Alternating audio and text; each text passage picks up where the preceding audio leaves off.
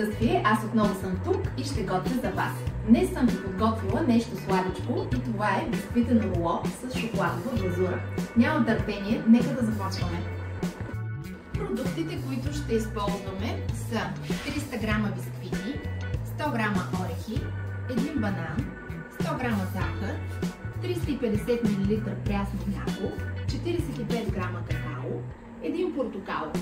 За тъмната глазура са необходими 100 грама млечен шоколад, 2 супени лъжици масло, може да се използва също и какао, ако желаете, 100 грама фастъци.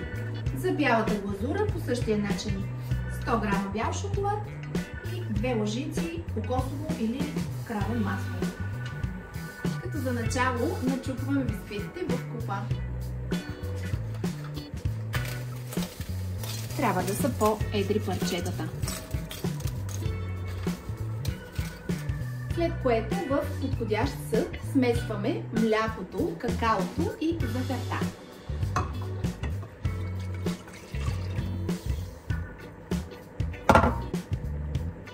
И разбъркваме.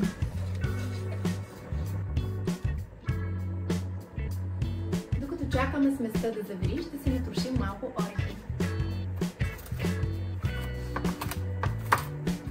Сместа е готова и добавяме маслото.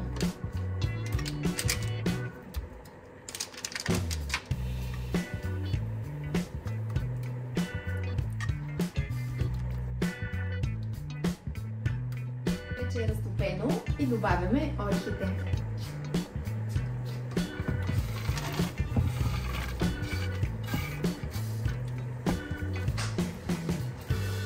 Сега ще си вземем един портокал и ще го настържим.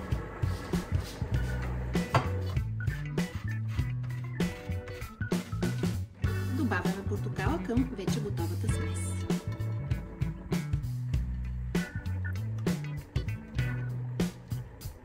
Сега добавяме сместа към бисквитите.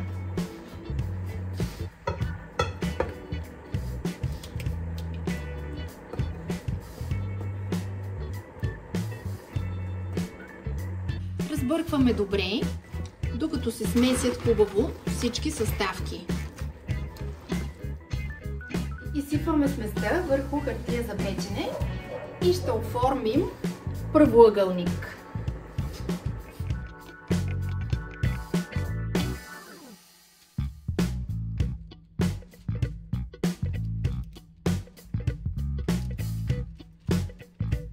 Обелваме банана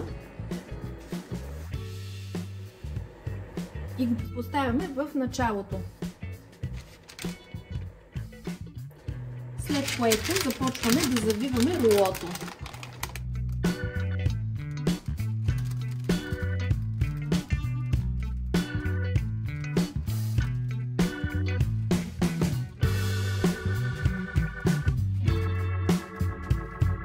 Сега е необходимо да охладим рулото за около 2 часа.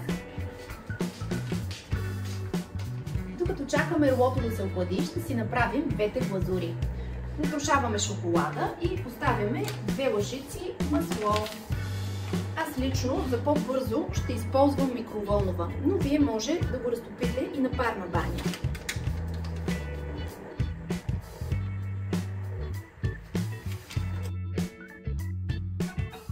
Шоколада вече е разтопен. Ще го поразбъркаме малко, да стане хомогенна смес.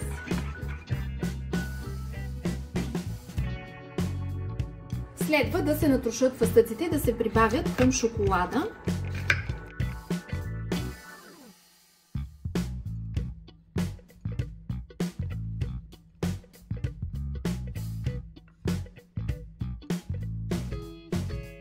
Нашето руло вече е охладено и ще го заливаме с глазурата.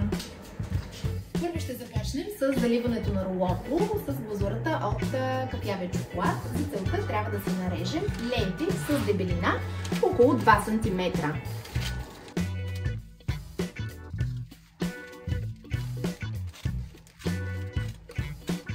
Поставяме лентите върху рулото.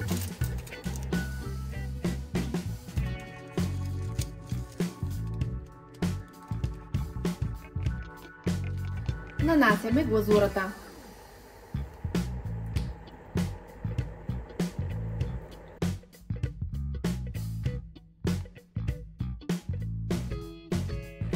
Преди да поставим глазурата от бял шоколад, ще трябва да го охладим отново за около 30 минути.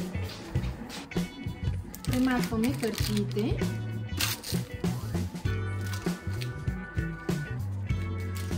Поставяме върху празнините белият шоколад.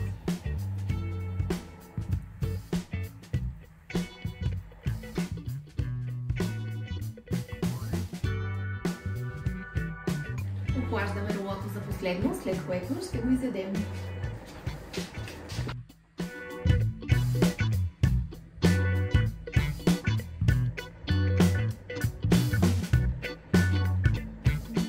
Десертът е готов и нямам търпение да го пробвам.